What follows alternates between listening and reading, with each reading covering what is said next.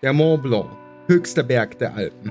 Mit seiner Erstbesteigung 1786 begann der moderne Alpinismus. Es dauerte jedoch noch bis ins frühe 20. Jahrhundert, bis erstmals die steile und wilde Südwand auf der italienischen Seite des Berges durchstiegen wurde. Der markanteste Pfeiler dieser Wand, der zentrale Fresnay-Pfeiler, galt in den 60ern als letztes großes Problem der Alpen. Bei einem vielversprechenden Erstbegehungsversuch wurden 7 italienische und französische Alpinisten von einem Wettersturz überrascht und nach mehreren Biwaknächten sterben 4 der 7 an Erschöpfung im Abstieg. Kurz darauf war eine britisch-polnische Seilschaft erfolgreich und die Tour gilt damals als eine der schwersten der Alpen. Auch heute noch ist der Fresnay-Pfeiler ein begehrtes Ziel für ambitionierte Alpinisten und die Schwierigkeiten trotz moderner Ausrüstung berüchtigt.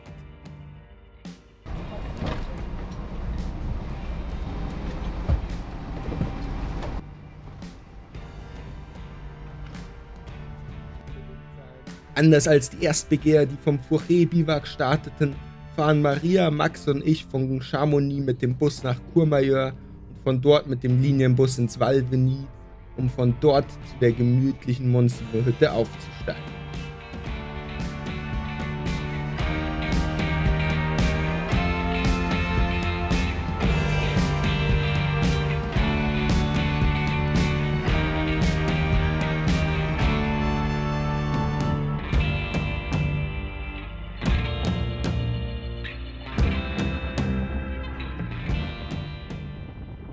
Die steile Südwand ist in Wolken gehüllt und der Mont Blanc thront mächtig über uns.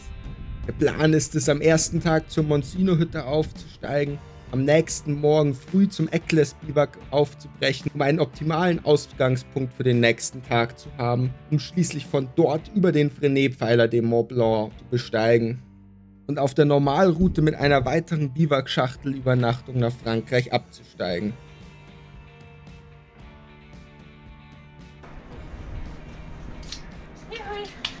Super, Maria. Ciao. Prost. So, was sagt ihr hier zu der Essens- und Trinkenssituation? Trinken bin ich ganz zufrieden. Ein Liter Hauswein für 12 €. Zur Vorspeise entweder für eine Suppe oder eine ordentliche Portion Nudeln. Das taugt schon. Max, dein erstes Fazit zum Hauptgang? Ist auf jeden Fall nur Wurst. Wenn die Verhältnisse auf der Südseite mal sehr gut sind, was nicht oft vorkommt, sind die Touren begehrt, aber die Plätze am Eccles-Biwak sehr begrenzt und es kann zu Überfüllungen kommen. Wir starteten deshalb schon um kurz vor 4 den etwa 5 Stunden langen Zustieg, um garantiert Plätze zu bekommen und optimale Verhältnisse am Gletscher zu haben. Das Spaltenlabyrinth können wir geschickt über eine Steilstufe am rechten Rand des Gletschers umgehen. Und schon bald erreichten wir nach etwas Schottergelände das Biwak, um uns für den nächsten großen Tag zu stärken und auszuruhen.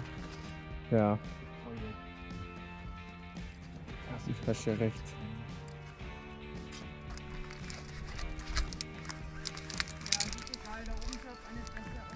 Ja.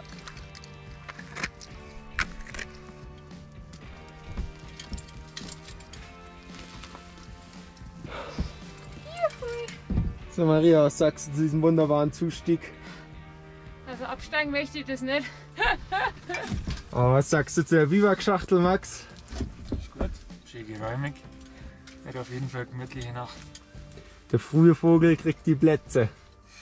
So, nach der Hüttenkulinarik gestern gibt es jetzt heute feine Biwak-Speisen von Marias Papa, gefriergetrocknet. Ein Borscht-Eintopf, nachdem wir gerade schon eine Vorsuppe hatten. Oh, jetzt kocht es über, scheiße. Ah! Man sollte nicht so viel labern. Das ist auf jeden Fall ein authentisches Video. Man sollte einfach nicht so viel labern. Einfach machen. Ja. Genau. Geil. Schauen wir mal den Borscht, was der so kann. Oh nein. Boah, da riecht sein Papa auf jeden Fall schon mal einen schönen Blut. Er hat gleich rausgebraten. So, jetzt als Zwischengang am Nachmittag haben wir auch wieder von Marias Papa feinste Spinatnudeln, Spinat-Lachsnudeln. Bist du da Fan von Maria von Fisch? und Spinat-Lachsnudeln. Ja, das hat uns der Max schon bekocht damit, da war es großartig. Schauen wir mal, ob es mithalten kann. Jetzt haben wir hier die fertigen Lachsnudeln. So, der letzte Gang. Feinste Krautnudeln.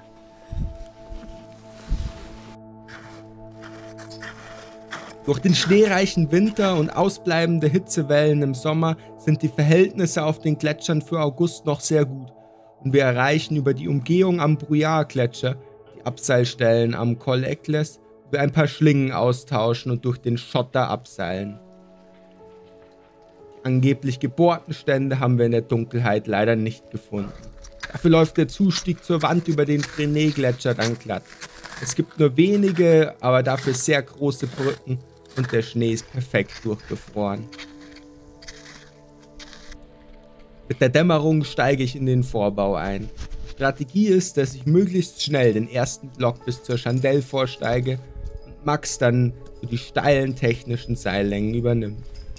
Nach einer langen Länge am laufenden Seil erreichen wir pünktlich mit den ersten Sonnenstrahlen den Beginn der eigentlichen Kletterei und wir wechseln auf Kletterschuhe. Der Fels ist größtenteils bombenfester gelbroter Granit, wie man ihn auch in den anderen Südwänden des Massivs findet. Auf dem ersten großen Band kommen wir dann aber leider etwas nach links von der Route ab, welche gerade den Pfeiler hinaufziehen würde. Nach der Variante über eine gar nicht mal so leichte Verschneidung sind wir dann aber schnell wieder am richtigen Weg und spulen Seillänge für Seillänge.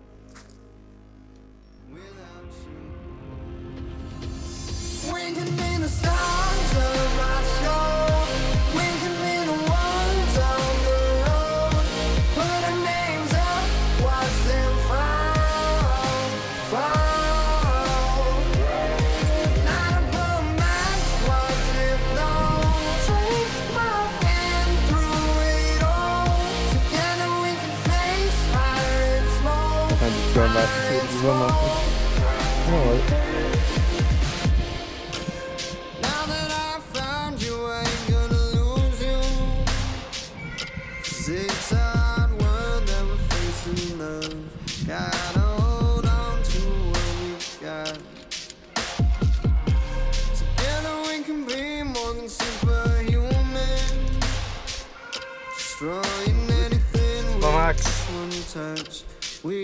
Ja, in Ordnung. Den Weg muss man mitschleppen.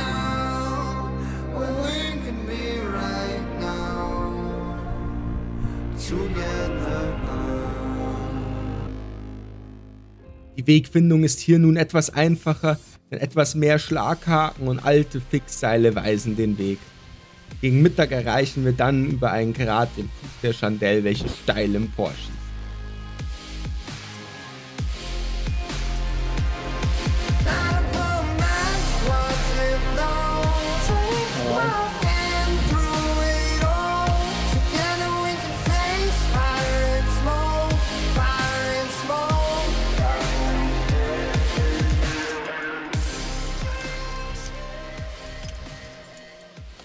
Der Max verliert keine Zeit und steigt ein.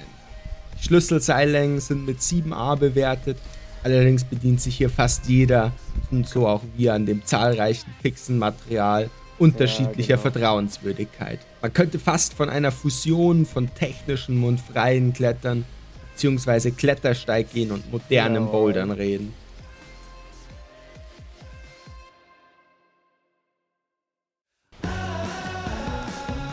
Maria, jawohl. Ein ausgesetzter Quergang führt nach rechts in das Reich der Schatten und Kälte in der Ostwand.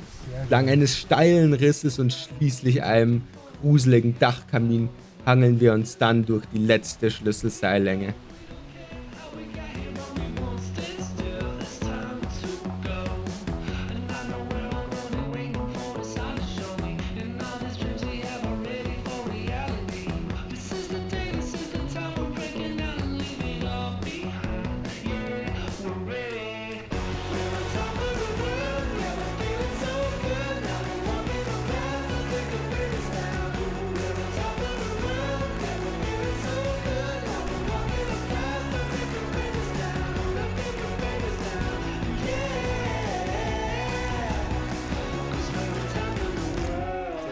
führen ein Ende.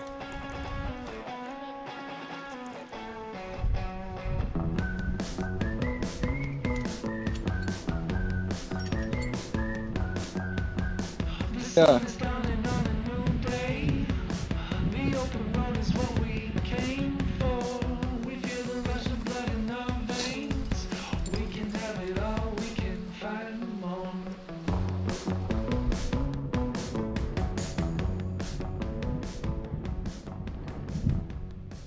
Drei weitere leichte, aber sehr schöne Seillängen führen uns dann auf den Gipfel der Chandelle.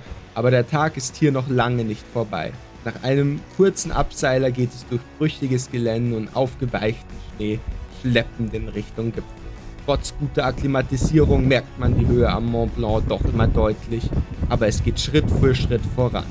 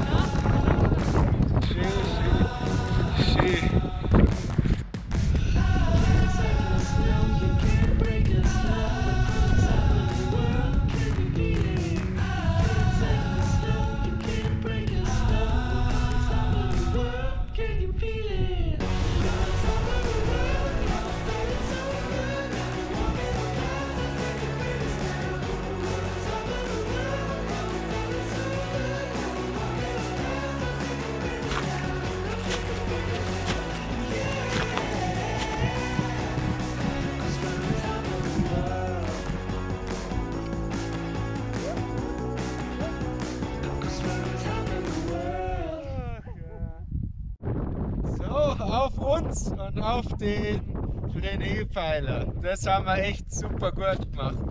Und dafür gibt es jetzt auch einen wohlverdienten Gipfelschnaps. Prost! Prost! Salute!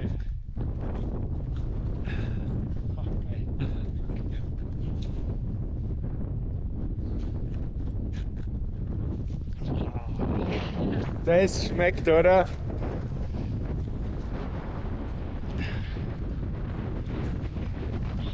Ja, heute schmeckt der Messer. Geil.